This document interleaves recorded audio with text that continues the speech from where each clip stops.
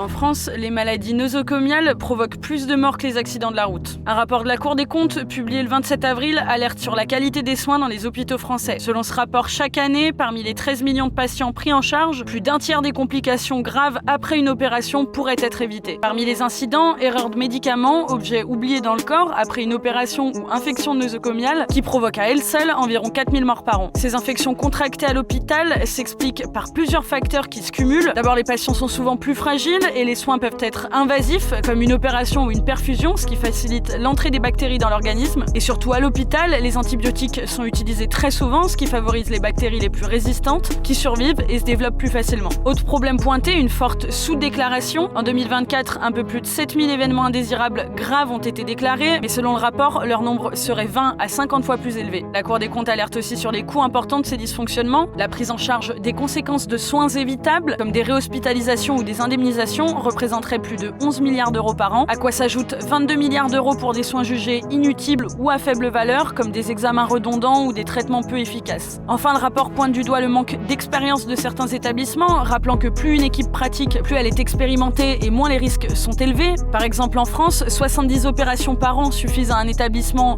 pour avoir le droit de traiter un cancer du sein, alors que le seuil est fixé à près de 150 dans d'autres pays européens. Dans ses recommandations, la Cour des comptes demande des sanctions financières pour les établissements qui ne déclarent pas les incidents, mais aussi de renforcer la formation à la sécurité des soins dès les premières années de médecine et de mieux évaluer les résultats réels des traitements en intégrant les retours des patients.